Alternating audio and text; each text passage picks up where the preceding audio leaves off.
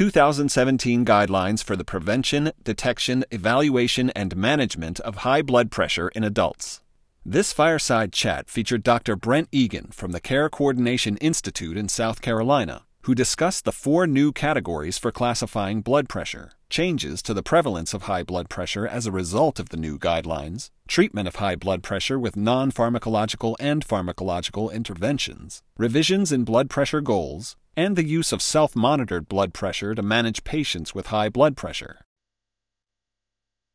Guideline in 2013, the group was restricted to a fairly narrow set of questions that really didn't address a lot of the broader issues in hypertension. So I think, given the fact it's been about 14 years since we've had a major guideline, the 2017 guideline has generated tremendous interest. The other thing, Fleetwood, as you know, we've had a lot of data come out since 2003, and we know, and we've known for many years, that we have a lot of people who were called pre-hypertensive that were at significant risk for increased cardiovascular events, and we've now redefined that a little bit. We'll get into more of the details in a moment.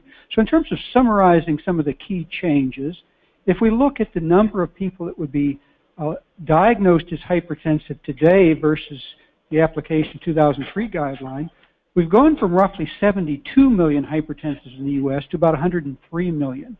So under the new guideline, with hypertension being defined at 130 systolic rather than 140, we now have added about 31 million people in the U.S. with hypertension, going from about 32% of the adult population to 46% of the adult population. So I'll just summarize quickly. Under the 2003 guideline, essentially everybody with hypertension had a recommendation for pharmacologic or drug therapy to lower their blood pressure. Today, of those additional hypertensives, the majority have a recommendation for lifestyle change. So the greatest impact on the prevalence of hypertension has been on younger people under the age of 65, most of whom will have a recommendation between 130 and 139 for lifestyle change. Most of the change in actually patients treated will be amongst those 65 and older.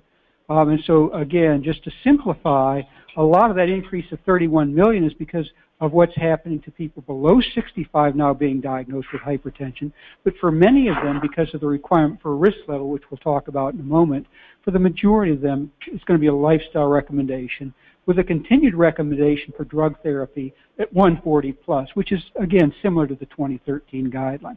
So to summarize quickly, while the new guideline identifies 31 million more people as hypertensive, it identifies about 4 million more for treatment with medications, meaning there's about 27 million that have a recommendation predominantly for lifestyle change to lower that blood pressure.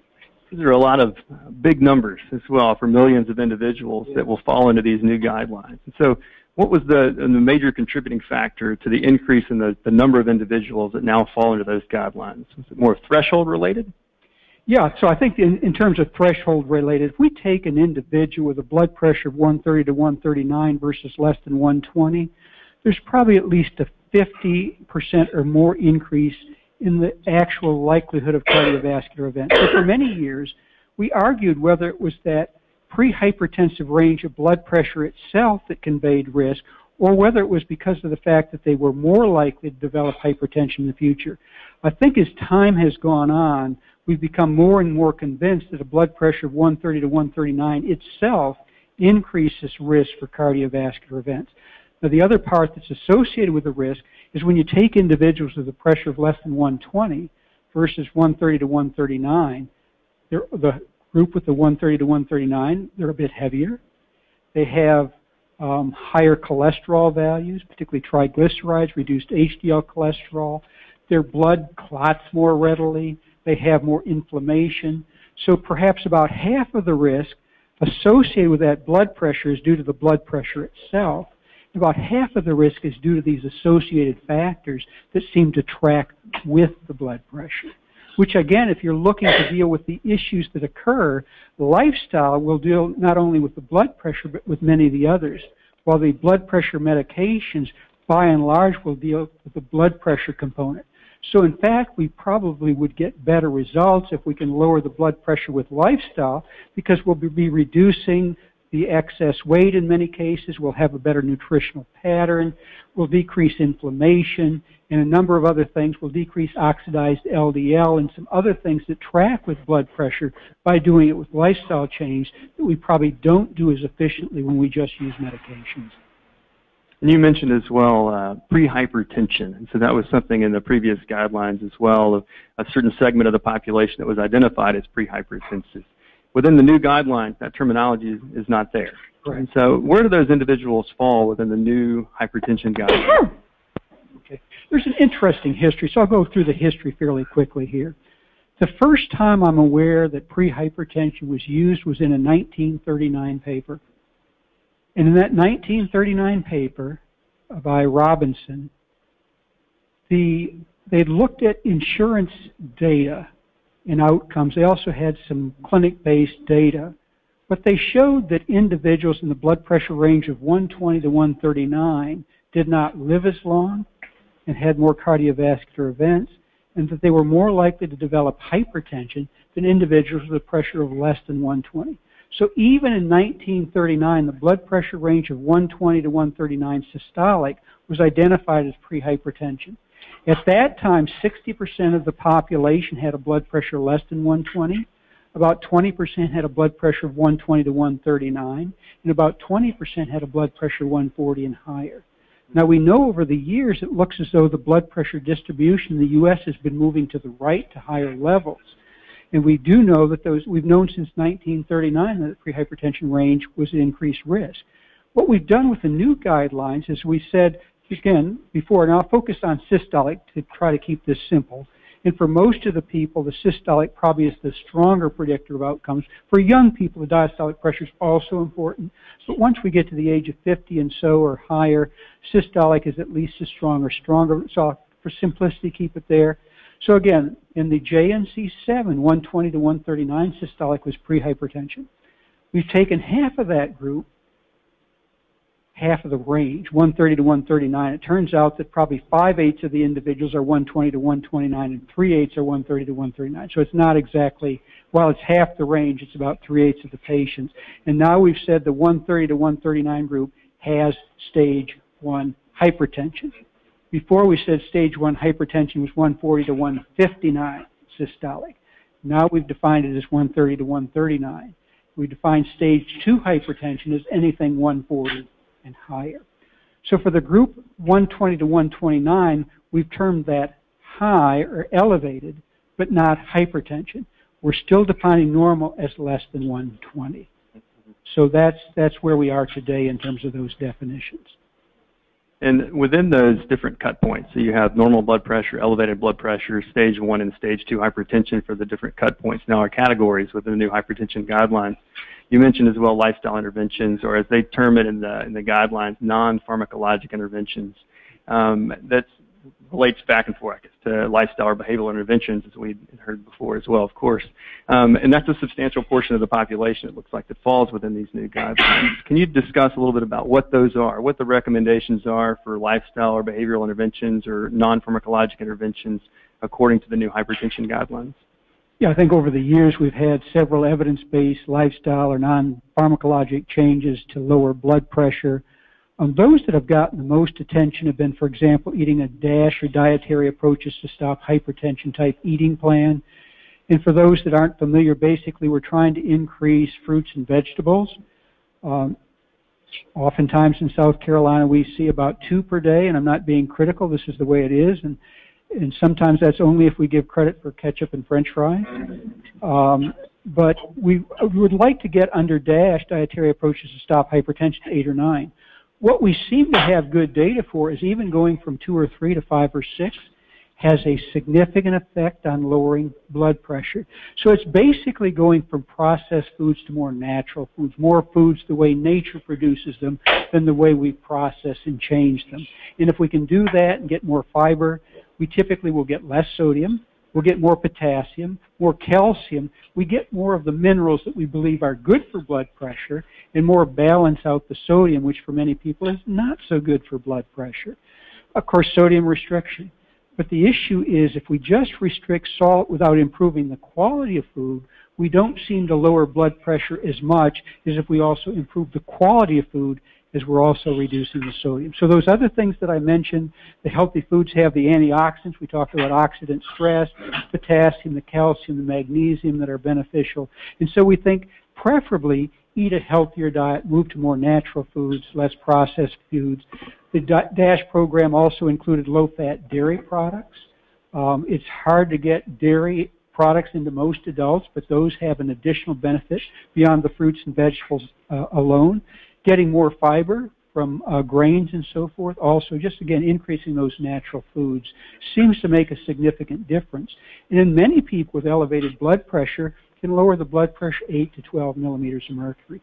What we've shown in some of our studies, even halfway adherence, say 5 to 6 a day, in folks with this, what was called previously pre-hypertension, now stage 1 hypertension, can lower the systolic 6 to 8 millimeters on average. So we can get a good response to the DASH eating plan. And it can be done in ways that I think most people can probably adhere to it. And we'll find it quite palatable as well. That's one of the, when I was looking through and reading through the guidelines, it's one of the things I saw was a very interesting potential pullout for translation as well. We're looking at some of those non-pharmacologic interventions and the effect on blood pressure that they have, especially as you look at physical activity, reduction of alcohol or limiting alcohol consumption, weight loss among those who need it, and then improvement in healthy diet as well. You mentioned ASCVD risk or risk scores as well, and so we're familiar with ASCVD risk or atherosclerotic cardiovascular disease risk score calculations, as we've heard Framingham risk scores in the past, and the new 2013 guidelines that came out looking at risk scores in particular and its application for cholesterol management, which many people I know are very familiar with, looking at cholesterol management with ASCVD risk scoring. This is the first time that I've recognized it being included within hypertension management in particular, which may add some complexities, of course, to the treatment of hypertension at large, but also just a new term and a new incorporation of a new concept within hypertension management. So can you talk a little bit about ASCVD risk score? I would be happy to do that, and that actually falls in line with what a lot of the rest of the world does. Particularly the Europeans like to risk stratify and then base that therapy on the absolute risk of subsequent events. So I think the ASCVD risk score, as you said, was part of the 2013 cholesterol guideline. It's also part of the U.S. Preventive Services Task Force, more updated 2016 cholesterol guideline. I think more and more, hopefully, clinicians will be using electronic records that automatically calculate. Certainly there are apps they can use on their cell phones, but as we talked earlier today, physicians, clinicians are so busy that it takes 22 hours to implement the guidelines they already have. So if they've got an electronic record that automatically does that calculation for them, so much the better. But I think it is an important consideration. So the way the guideline was set up is if you have a blood pressure of 130 to 139 and a 10-year risk of a major cardiovascular event of 1% per year or higher, 10% or higher over 10 years, the recommendation is to get not only lifestyle but pharmacologic or drug therapy to lower the blood pressure. And that's part of why we're not recommending drug treatment for all of them, because many of these individuals have an absolute risk of less than 1% per year for a cardiovascular event. So we wouldn't want to put them necessarily at the risk of medication without a good opportunity to see some of the benefits of taking that medication. That's part of why that recommendation is. And so I just want to take a moment to go back to what you said about physical activity. Because of the one thing that people can do that probably has the greatest impact on their overall cardiovascular risk, it is to be physically active. Good nutrition is extremely important. I would never underestimate or undersell it. But getting physical activity is extremely useful. It substantially reduces risk for diabetes and cardiovascular disease. It's extraordinarily important. And for many of our individuals with hypertension, particularly over the age of 50, many of them have been a bit heavy. They've got arthritic joints. Walking 3 to 4 miles per hour can be very challenging. But there's pretty good data now that low-intensity physical activity in previously sedentary individuals, by this, I'm aware of some recent studies, for example, where they looked at walking about 2 miles per hour, or looked at doing 1/4 deep knee bends, not even half deep knee bends, but quarter. If we do that 10% of our sedentary time, substantial effects on lowering blood pressure and reducing risk for diabetes.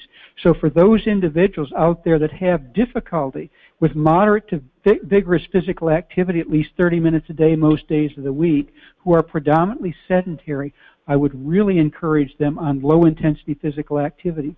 There's actually pretty good data from a lot of analyses that have been done that low-intensity physical activity is almost as effective as moderate and high-intensity physical activity for reducing the development of diabetes. And when you think about it, the research that's been done, I'll try to go through this quickly so we don't bore our listeners, but with low-intensity physical activity, we activate the muscle fibers that are most sensitive to insulin. It's the slow-twitch oxidative fibers. So those are almost 100% activated by low-intensity physical activity. So moderate and high-intensity activity does not drive the activity of these most important slow-twitch oxidative fibers anymore. We get some effect on the fast-twitch oxidative fibers, but don't have nearly the metabolic capacity of these slow-twitch oxidative fibers. So when we look at this physiologically, low-intensity physical activity pretty much maximizes the activity of these slow-twitch oxidative fibers, which are very important for metabolism. And so I really encourage folks that may have difficulty. We know for many people, moderate to high-intensity physical activity can be very challenging. But I would encourage them to take 10% of their sedentary time and turn that into a low-intensity physical activity that doesn't wear them out. Gardening, cleaning the house, just walking around. You don't have to walk fast. Just get out there and walk. Can have tremendous benefits in people that are otherwise sedentary. Yeah, absolutely. I mean, we know even at small bouts, having physical activity is important for functional health, for physical health, health outcomes as well. There's an activity called leveling up as well, where they're trying to move people from lower levels of physical activity to higher levels of physical activity as a part of one of the CDC programs as well. And great benefit of those who have no activity, even moving up a little bit. Of course, walking being the most common form of physical activity, having people walking to and from work, to and from different areas as well, where they're going throughout their day is very important. I think the points you raised, this is things that a lot of folks can do. We need to try to work maybe on safety of some areas for people to walk more. That's one of the things we discussed earlier today. I think looking to make that more practical for a larger segment of our population. But yeah, it doesn't require a lot of expense. And walking even 1.5 to 2 miles per hour, if you walk 1 mile, it's far better than sedentary, as you're saying. So I think the key is to get folks moving, and even 6 minutes an hour seems to be sufficient to have major health benefits. I think we translate that many times when we're doing our surveillance work or others, is some activity is better than none. Yes. And basically any movement is beneficial for health. And I think the guidelines even have it in bouts of 10 minutes or more. And so as people try to continue to work towards that, if they're doing no activity, trying to do 10 minutes at a time, can help with functional health and health outcomes. Well, I just want to take a moment to emphasize what you've just said. And while we'd like to have 30 minutes maybe in one session, if people do 10 minutes 3 times a day, pretty much get, as I understand, very similar health benefits. So it doesn't need to be all at once. It could be during a break in the morning, during a break in the afternoon, and maybe a few minutes in the evening. Yeah.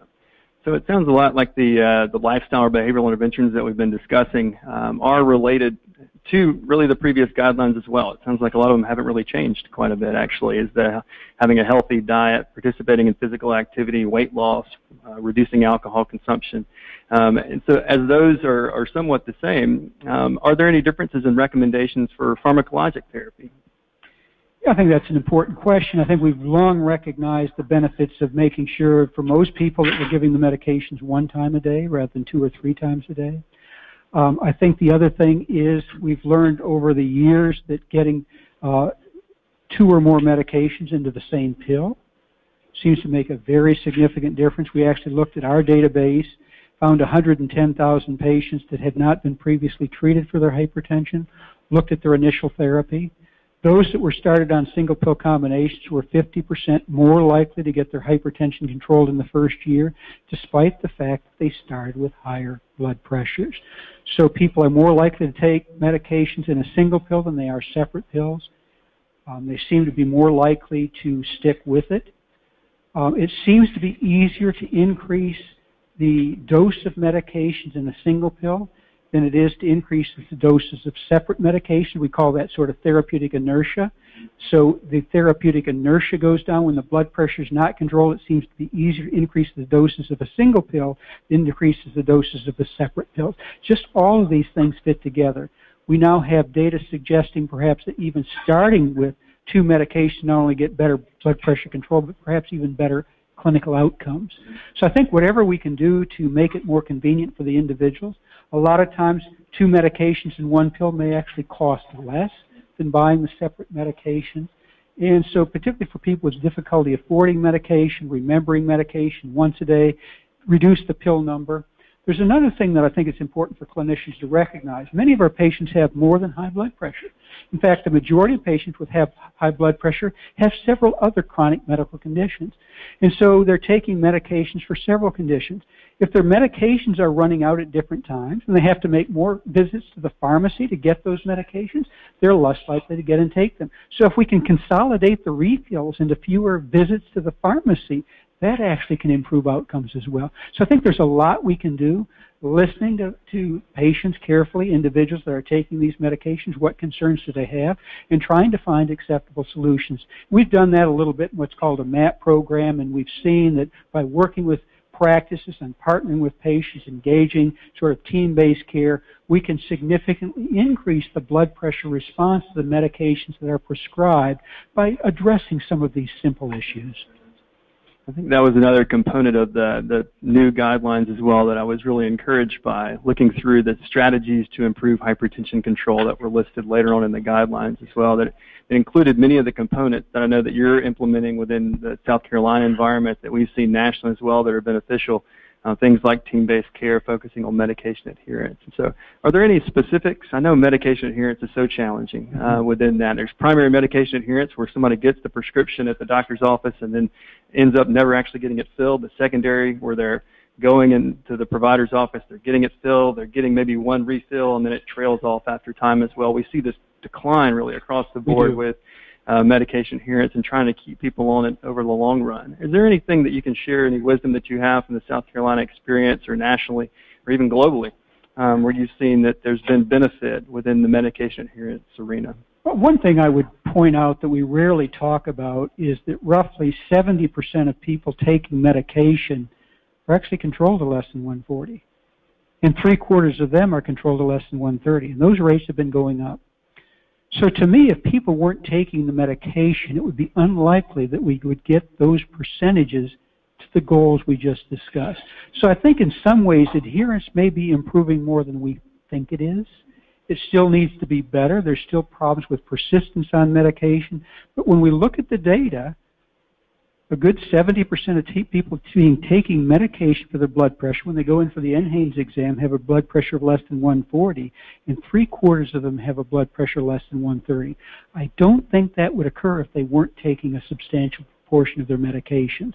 So I think we need to focus more on those who may not be getting enough. And we believe that probably taking 75 to 80% of the pills is really important to get the benefit that is potentially there. And so I think, again, as we said, trying to make sure that we engage, and this is sometimes not discussed, but patients that are involved in the decision about taking medication, what kind of medication it is, are actually, the studies show, more likely to adhere. So I think in the old days, a physician would, prescribe a medication. They believe it's best for the patient, but if they haven't engaged the patient in that decision, the adherence doesn't seem to be as good.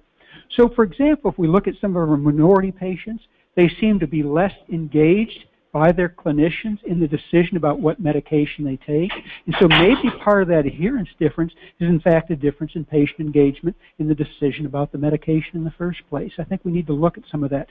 So again, I think it takes team-based care because the primary clinician may not have time to do all of the things we're talking about. We have to figure out how to parcel that out. But again, patients that are involved in decisions about their medication seem to be more likely to take them.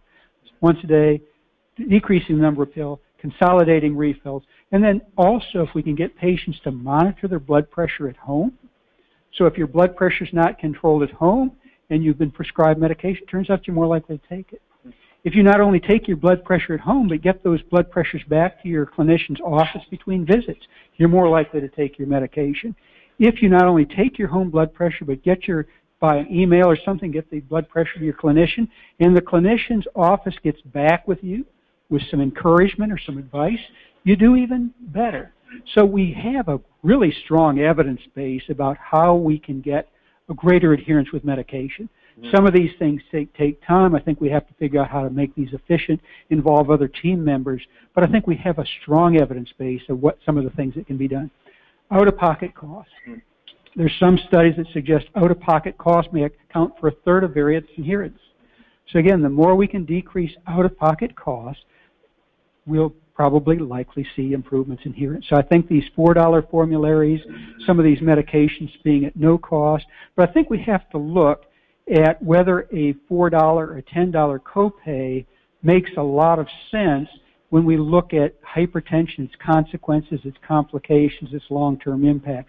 I think we really need to do careful economic assessments of these because we may be short-sighted because, and it may not matter all that much on income. I think copays affect people with higher incomes and lower incomes. So I think we need to look at how we have individuals pay for their medications as well.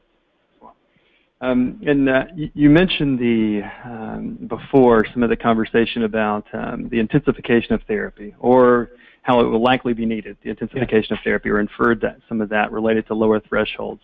And so as we look at the different stage 1 that have clinical ASCVD or ASCVD risk scores greater than 10%, stage 2 hypertension that are recommended for pharmacologic therapy, we have some questions as well that came in through state partners that were considering how that would impact those, especially the elderly as well. As you mentioned before, that there were other thresholds that were previously published that were higher targets for those. And so Janice Gray from Alaska had a particular question, and she's worried about the increase in falls and syncope episodes or syncopal episodes that may be related to the lower targets, especially for the elderly population. Can you speak to that a little bit? Yeah, I think, Sprint gave us a lot of data on that. And again, it was a systolic blood pressure intervention trial where they looked at a target of less than 120 versus less than 140.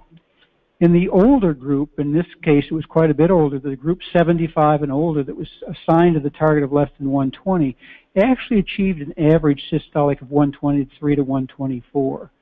They had a very significant reduction in the number of cardiovascular events. But we also saw more hypotension and syncope as related to that. So there is, I think, as this individual has raised, there is some cost, if you will, to aiming for these lower targets. But it looks like also a significant benefit. And particularly in Sprint, they saw a very significant benefit on heart failure, which is one of the more serious complications of hypertension. So I think many of the elderly with heart failure can certainly recognize what a major issue that is, and not having heart, and certainly prognostically, I mean, heart failure is not good. The mortality is still around 20 to 22% in the Medicare population with heart failure. So I think we need to balance that, and I think sometimes that's where an individualized decision may be useful. But on balance, we know that we will prevent more strokes and heart attacks when we control the blood pressure a bit better. So again, as you mentioned, there's suggested with the 2013 guideline, the individuals over the age of 60 without diabetes or chronic kidney disease, it was acceptable to treat them to less than 150. I think Sprint effectively dispels that notion and suggested that's not stringent enough. And so we do, I think, need to be cautious. What's often said with our older hypertensives is to start low in terms of the drug therapy and go a bit slower. I think we need to be a little bit cautious because we have another study with somewhat older high-risk hypertensives that if we take more than 6 months to get the pressure down, then during that time there may be an increase in events that would have not been there if we'd got the blood pressure controlled in a shorter period of time. So I don't think we have to control it in the first month or maybe not the first 2 months, but I think looking to get the blood pressure under better control in less than 6 months I think seems to be a very reasonable target. I think having the elderly monitor their blood pressure at home, because I think sometimes we can see a significant discrepancy between the office and home pressure. One of my older patients actually had a 100 millimeter difference between her office and her home pressure. And before I got her home pressures, I was making her a little dizzy. And so we really need to be aware of those kinds of things. The blood pressure fall on standing, and making sure that we're not dropping that so low that we begin to cause confusion and syncope. And so I think we need to be aware, we need to engage them in helping us to monitor and appropriately gauge that therapy. But I think what SPRINT did show us is for individuals over the age of 75, even those that were considered frail, who may have had difficulty getting around, it seemed to be beneficial to control the blood pressure to less than 140 with an average of about 123, 124. So I would say, again, I think we need to involve patients in this. What I often say with some of my older hypertensive patients is we have very good evidence that, treating the blood pressure is significant in reducing stroke, probably very good for heart failure. We may not have quite as much data on the coronary heart disease. I think SPRINT gave us some. But what my elderly patients almost uniformly tell me is that they would really prefer to avoid strokes and heart failure. They don't want to have a heart attack and MI, but they're more concerned about the stroke in particular. They don't want to end up in a nursing home with a stroke. And so I think if we understand, we go in with our eyes wide open, we talk about the advantages, the disadvantages, and it doesn't take long. It doesn't take a long conversation. But engaging that individual in that decision so that they know what the bargain is, what the trade-offs are, and that then really engages them in the treatment process as well, which is one thing we just talked about. Absolutely. Yeah. I think you have a case study to write up for white coat hypertension as well, with a 100 millimeter difference there. You're intimidating, I guess, in that clinic. That was the interesting thing, and she always looked happy to see me, and she was glad to see me. And she was always one to show up for appointments, never miss an appointment. But yes, 100 millimeters, pretty striking. Yeah. You are a scary individual. I sure am. You do mention that it relates to self-measured blood pressure, though, which is, I think, another important component within the guidelines that was really not within the previous guidelines as well. You've seen a lot of movement towards that with out-of-office blood pressure measurement or the inclusion within that. A lot of international guidelines include that, of course, even within the diagnosis and management of hypertension.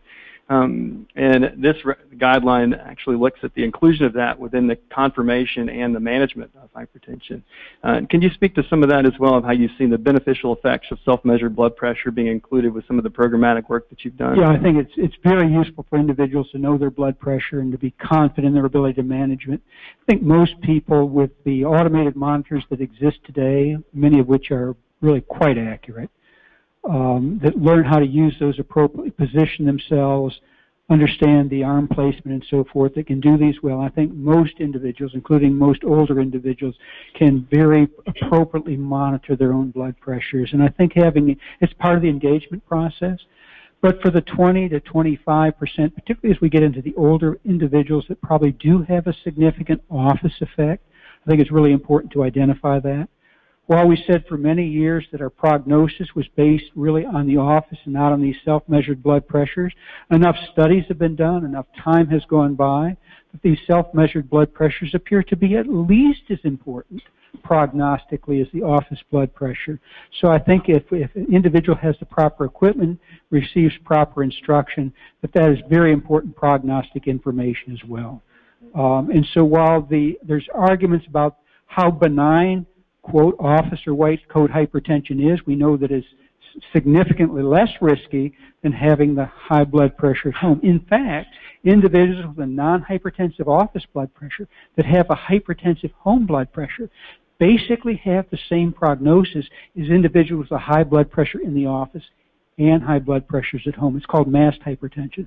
So again, getting people to self-monitor blood pressure, even if they have a non-hypertensive reading, if that reading is elevated at home, it identifies a higher risk individual. And so one that the clinicians may think about increasing the risk factor management. You mentioned already the ASCVD risk, atherosclerotic cardiovascular disease risk, being part of the cholesterol guideline. And so I think it's so important to mention with the new guideline, saying that if they're 130 to 139, they have to have at least a 10% risk of cardiovascular disease. All of those patients should be candidates for statin therapy under both the 2013 and the 2016 cholesterol guideline.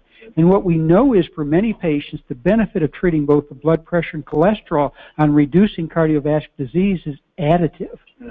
So if we get a 25% or so reduction by treating blood pressure and another 25% reduction with statins, we get roughly a 50% reduction by using both. And so I think that's also an important part. So we're not wasting time calculating the risk. If it's greater than 10%, they'd qualify under the 2016 guideline. If it's greater than 7.5% with cholesterols in that 70 to 189 or 70 or higher range, they'd qualify. So the vast majority of individuals that qualify as having hypertension under the new guideline that qualify for treatment would also be qualified to receive a statin. And we know that there are 25 million plus Americans who qualify for a statin today that are not receiving that. If they were receiving those statins, we could prevent nearly 200,000 cardiovascular events per year. So while we're talking about blood pressure today, recognizing that virtually all of these individuals would also qualify for a statin with enormous projected benefits. And it's great to see, I guess, the crossover as well between the lifestyle interventions that are beneficial for blood pressure management or prevention, preservation of cardiovascular health, really, and cholesterol lowering or cholesterol management as well. There's a couple other questions that we are coming in from state partners as well. And so Sarah Eve, Julia, can you go down a little bit, please, there? Thank you so much. Sarah Eve Sarlicker from Washington State. I think this is a great question as well because one we struggled with. When will providers be expected to adhere to or implement new guidelines? As they were just released November 13th, I believe, and we're less than a month away from those. Yeah, that's going to be interesting. A number of the physicians we work with have been convinced for many years that lower targets are better, and so they've already been doing that. There are some that have been more skeptical. I think are more concerned about the adverse effects, and truly, whenever we look at a more intensively treated group, we see more adverse effects.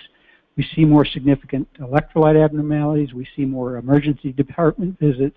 And so there is a trade-off. But I think the decision of a very thoughtful group that got together and considered these issues for many, many months was that the balance would suggest that treating to a little lower target and getting the blood pressure for hypertensives as a group in that range of 120 to 125, between 120 and 125 on average is the optimal range to be. I think we have a lot of data that suggests that. That does not mean that every individual be 120 to 125, but probably at least half of individuals will be maybe in that range or a little higher. About half the individuals would be a little lower, but on average, that 120 to 125 range seems good. As I mentioned earlier today, since 1999, if we look at treated hypertensives in the U.S. who actually achieve a blood pressure less than 140, the average since 1999 has been in the 120 to 124 range. And so that has been achieved, in fact, when we were able to get the blood pressure under 140. So I think it brings a little more attention to that. But I think it also, particularly as we get into the older years, we need to be maybe a little bit on guard because we will have some individuals below 115 and below 110. And so as we aim to get the population into that 120 to 124 range, we are going to have individuals that are clearly lower than that, some that are higher than that, and particularly in older individuals with partial clogs to the arteries. There may be some issues there. But again, I think the self-monitoring, the follow-up, can make this a safe proposition. And I think many will relate that as well to performance measures as well. And so within the 2013 cholesterol guidelines, when we for so long were looking at thresholds and LDL levels or specific components within that LDL profile, it switched over to eligible populations. And so we had to really look at how we're doing surveillance. I think it changed a lot about how we even looked at performance measures as well as it related to how well you're managing cholesterol within a population, because it's not that you're trying to push an individual down to a certain threshold, but you're trying to put that individual that's eligible on that medication for the beneficial effects of it. And so as we look at hypertension now, at lower thresholds, we have a subgroup that's now eligible for non-pharmacologic interventions. And so the incorporation of that into a new performance measure will take a little time as well for it to be developed, for it to be endorsed and put out, and then captured by the insurance world for reimbursement as well within health systems. So how long would you anticipate that happening, or how long would it be until you're really seeing the effects of these guidelines as it relates to impacting the performance? It'll be interesting to see, but certainly if it does change NQF, NCQA type guidelines, And what happens now is health systems and individual clinicians get graded on those guidelines. There are more and more transparency so that the consumer can see what those performance levels are. And right now, I mean, American Heart, under their Target BP program, had targeted control rate of 80% to less than 140. That now becomes 80% to less than 130. The one concern I have is we aim for those very high control rates. We then have to push the mean lower and lower to get higher control rates. So basically, blood pressure is a variable quantity. And so people that are familiar with means and standard deviations, and blood pressure doesn't follow that exactly because there's always skewing to the upper end. But if we say the mean that we're achieving for the optimal range is 120, 124, we just said, if we get 80% control rates to less than 130 with a standard deviation of even 8 millimeters, which is probably on the low side, is probably going to be closer to 10. So 80% or so means that we have to get at least 1.5 standard deviations below the target. So if it's 10 millimeters, for example, and the goal is 130, we'll need to get the mean down to about 115. If that makes any sense at all to those who are listening, because the issue is blood pressure is not a fixed quantity. We cannot regulate the blood pressure of an entire group of patients to 120 to 125. It's even very difficult to regulate the blood pressure of an individual between 120 and 125. And so, again, clinicians currently are judged only on the last blood pressure measurement of the year. So if you need to be sure that your patient has at least an 80% chance of being controlled on the last visit of the year, then you also need to get the blood pressure of that individual on average probably at least 1.5 standard deviations below the target. And I think sometimes that's not appreciated in the writing of the guidelines. I think the guidelines are based on the evidence. The problem is when we translate that into a metric, it becomes something that we grade and pay health systems and clinicians on. So my only concern, and this is really my only real concern with the guideline, is how that's translated. What I would suggest is it would probably be safer if we can judge control other than just the last visit of the year. I think we need to look as we update the guidelines and aim for these lower targets to maybe think about broadening that out. Now, the guideline was developed in 1999 when a lot of practices didn't have electronic records. So you had to do chart review. Today with electronic records, it's very easy to quickly find all the blood pressures that have been entered into that record. And so we could look at other criteria to judge the control and maybe not have to push the mean so low to achieve these high control rates the systems are going to be graded on. Really appreciate your perspectives and opinions on that area. We had another question I think that would be relevant as well. I found this as a relevant component within the guidelines as well as I was looking for a lot of things I think that you were speaking to as it relates to translation of these guidelines as well. And so you mentioned before MAST hypertension, white coat hypertension, there's sustained hypertension. There's a couple of great figures within the guidelines that look at how to compare those in the clinic, out of the clinic, and there is even thresholds as well that are included within the guidelines for different cut points as it relate to how that MAST hypertension or white coat hypertension would be diagnosed within those different settings using out-of-office blood pressure measurements as well. But another component that I saw was the incorporation of accurate blood pressure measurement. Yes. I know you're passionate about that as well, and we've looked at different ways to do this as well, as having validated instruments, having those regularly updated as well and managed. And E. Spalding as well, I don't know what state that the individual's from. It's a bit of a long paragraph, but I'll try to read through that. With the change in the numbers or percentage of people who are now considered to be hypertensive, is there a prediction that you would like to share about how these numbers may be affected as clinicians pay better attention to accurate blood pressure measurements? And so as a clinician himself, that they have to admit that they don't follow accurate blood pressure measurement protocols, which really impacts accurate diagnosis and measurement. We see that with surveillance within NHANES and having that very standardized approach. Having worked in clinics myself for a number of years as well, having seen extreme variation across those when they get taken in at the triage area to when they get back at the back office as well. And so can you speak a little bit about accurate blood pressure measurement and how you've incorporated a look at that within South Carolina? Yeah, we've worked with many of the clinics. It takes a little bit of practice redesign for many of them. It changes the workflow processes a bit. because I think folks are accustomed to, getting quite a bit of medical information. There's time pressures not only on the clinicians but some of the office staff. And so to work through with them some efficiencies that they can gain, I think as a nation we should probably invest more to getting really good health system engineers into our practices to help them to find those times and to be able to do things in the right way. I think we ask practices to do and clinicians to do a lot of fairly low-value services. And I think we need to figure out how to focus on those services that drive the outcomes of interest the most. I think too often we've driven things by p-values that may have little impact on the variance of outcomes. If you've got a large population, you can have a significant finding that drives 0.5% or 1% of the variance in outcome. But the clinics can do that perfectly and almost not move a needle.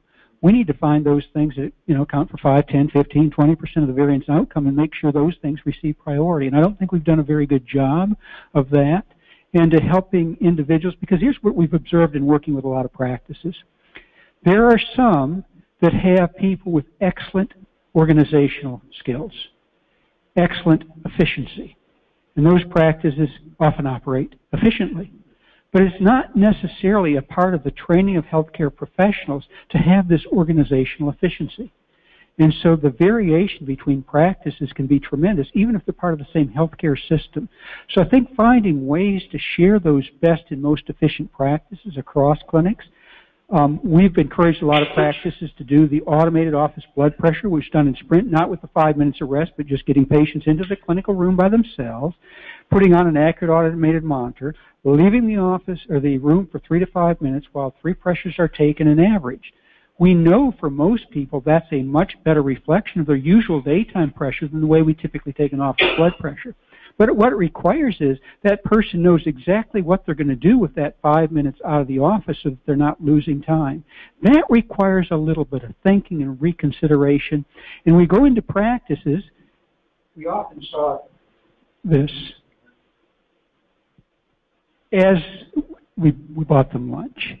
And as the clinical staff had a chance to talk about it and think about how they could redo it, we saw the arms come unfolded, much more engagement. And I would say 19 out of 20 times, the staff would figure out how to do that and still get all their work done. And then a little bit of reinforcement, because the tendency is to return to previous patterns, so it requires a little reinforcement from time to time until it becomes more of a habit. But what I'm saying is I think it's difficult to implement on a dime, but if we allow the staff to think about how a better process could be implemented and allow them to think about how they're going to be able to get their other work done, what we've seen is the majority of practices can figure out how to do it. And then they need some periodic reinforcement because the tendency is to return to the previous condition. But it can be done. We've seen a lot of practices that have been able to successfully make that transition. And it's a big part, as you see, of measuring accurately, because if we're including an office or a white coat artifact, we're obviously going to have a lot more people to manage. And so we want to try as we can. So here's what I say, and this is often we don't say it this clearly. We want to do 2 things with an office blood pressure. First of all, we want it to reflect the pressure that's in the artery. I refer that to as accuracy. We'd also like that pressure in the office to reflect the average pressure outside the office. I call that representative. So we want both an accurate and a representative blood pressure. Now, interestingly, not only does this automated office blood pressure appear to reduce the white coat effect, strangely enough, it also appears to reduce the masked hypertension effect. So in both directions, not always, but it's significantly better than a usual office blood pressure. That's why we've been encouraging more and more practices to figure out how to implement this automated office blood pressure technique. Now, I think it was wise of the guideline writers not to mandate that. They basically assumed that we'll continue to measure blood pressure in more of the usual office way. But I think as time goes on, we need to work with practices, help them redesign, help them to focus on the things that really drive variance in outcomes, and maybe ask them to do less. For example, if most of us go into the physician, do you get your temperature taken?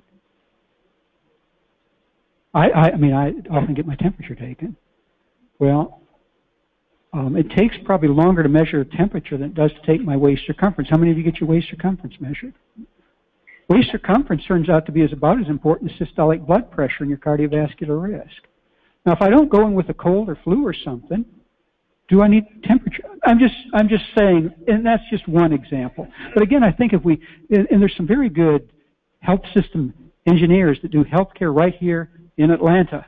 At Georgia Tech, you've got some of the best people in the world at doing this, and I think we need to get them into the practices and convey their insights, because they can really help our practices redesign for efficiency to make sure we get the important things done and done well. I think that is another, I keep bridging back to the hypertension guidelines, looking for these translation points. Yes. And there's little lighthouses along the way where I'm trying to pull out, I guess, relevant things that came out to me for that. And so the strategies to improve hypertension control include several of those as well. The incorporation of electronic health records, the performance measure incorporation, accurate blood pressure measurement, and then a lot of the quality improvement initiatives you've been discussing as well as it relates to incorporation of self-measured blood pressure, team-based care, pharmacy incorporation, and others.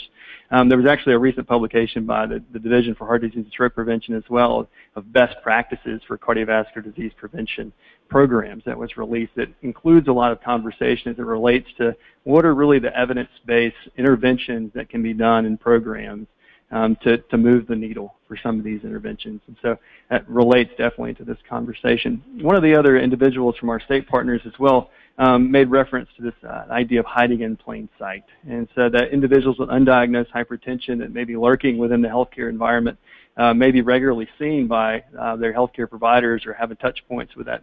I believe it was Tara Trujillo from Colorado. And I guess as it relates to that hiding in plain sight or identifying those undiagnosed individuals, we would anticipate that this would increase as there are more individuals then as the threshold moves lower that would fall within these categories of elevated blood pressure and stage 1 hypertension that would need intervention. As that would relate to a significant burden potentially within the healthcare system and the environment, what are some of your ideas or your recommendations as it relates to really capturing this large population as it relates to the healthcare environment, but potentially even to our community partners as well? Well, I think you raise an important point, and I think a lot of folks that have high blood pressure, are interested in their blood pressure, find ways to get blood pressure measured in the community. I think certainly that we know there are several pharmacies that include automated devices. Some of these actually have been a lot of work put into them. Some actually do quite a good job in measuring the blood pressure accurately and getting a relatively representative blood pressure. I think we need to standardize those best practices, as we said, the self-monitoring. But the hiding in plain sight, I think, is an interesting issue. As we've looked at the NHANES data, I think more often these are the individuals that don't get necessarily 2 visits to primary care a year. They have insurance, many of them. They actually get some care.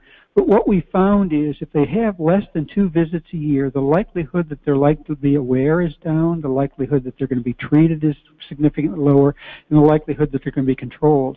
Now, as time has gone on, we've made the healthcare system more and more responsible for getting those patients in an adequate number of times. But as I said, we're already burning out our primary care workforce. So I think we also need to educate the individual about the importance of, if you are concerned about the pressure, if you've had an elevated reading, know your numbers. It's important to get into the healthcare system. Now, as time goes on, time is precious. I think we can do more of this with out-of-the-office contacts. I mean, I don't think it necessarily requires an office visit, which I think would really help the situation. If we can get accurate and representative pressures outside the office, and we've done an evaluation at one point to know what additional risk factors or other health problems exist, a lot of this can be done with smartphones or email or other secure messaging processes. I think particularly for our individuals under the age of 65 that are still employed, and there's an issue with taking a half day or a day off work for a medical visit. But a lot of the problems are related to the frequency of visits. And when a patient is uncontrolled, we know that if we can get individuals in on a more regular basis, preferably monthly, but at least every other month, the likelihood of attaining control is better.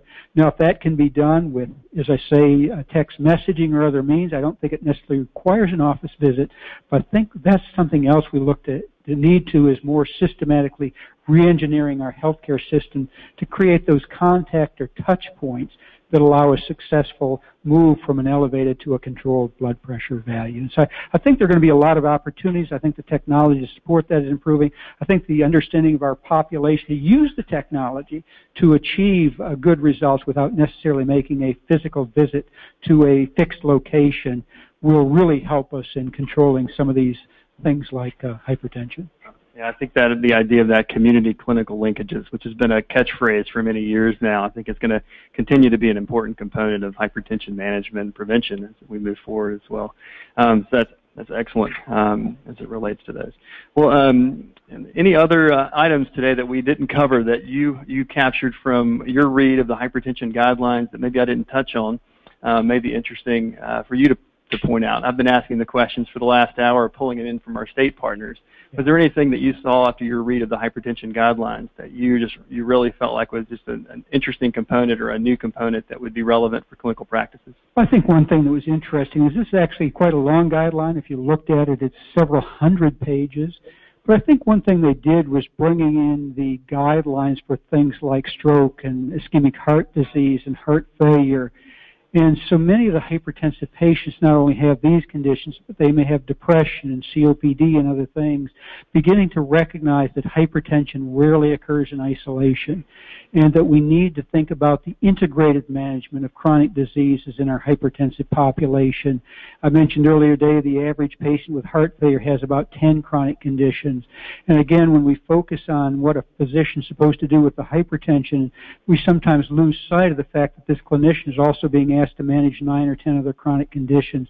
So I think beginning to bring that into the guidelines and hopefully over time making that integrated so it's a little bit more efficient. We maybe need to think about fewer visits but longer visits. I mean, more of these using other ways of taking care of this so that we actually allow efficient and effective care to occur. The other thing I think is worth mentioning, and I don't mean to be political on this because I don't think it really is, but what we know is that uninsured patients in this country with hypertension, when we looked at the data, we look at the NHANES data fairly frequently, did not have an improvement in blood pressure control since 1988 to 1994, while the insured population had a 22% absolute improvement in blood pressure control. And so it didn't seem to matter whether they had public insurance or private insurance. It's either. So whether you like public insurance or private insurance, it doesn't seem to really matter. But having health insurance was the key variable. And so people that don't have health insurance, they made fewer visits, they were less aware of their hypertension, less likely to get it treated, and less likely when treated to have it controlled. And each of those contributed roughly equally to the poor hypertension control.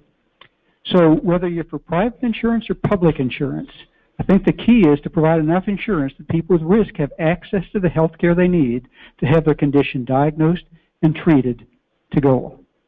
And so it's extremely important. So if we've had no improvement over 25 years in uninsured individuals, we need to look at that.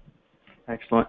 Well, there's many relevant resources as well that I just want to briefly mention. The Guide to Community Preventive Services, or the Community Guide, has a lot of evidence-based interventions that relate to a lot of the components that we talked about today, the out-of-office blood pressure, reduced out-of-pocket cost, in particular self-measured blood pressure is another. The Million Hearts Initiative has a lot of resources as well that will be relevant for this conversation. There's Hiding in Plain Sight, a lot of resources related to that, change packages and other. And so just really a lot of rich resources that are available for state and local partners as well that put a lot of time and energy and that have been well informed by a lot of those partners as well, including yourself. So, Dr. Egan, we just really appreciate your time today with a fireside chat. Thank you so much for coming to CDC today, and we're just really pleased that you're able to have a conversation with us today. And we'll pitch it back over to Julia to wrap up the webinar. Great. Thank you so much. We really appreciate everyone joining us today. As you can see on your screen, this event will be recorded and housed on NACDD's Cardiovascular Health website, and we'll be promoting that link to our off-the-cuff newsletter on Monday. You'll also be receiving a link to an evaluation, and we really appreciate your feedback. Thank you again for joining us today, and with that, we will close the fireside chat.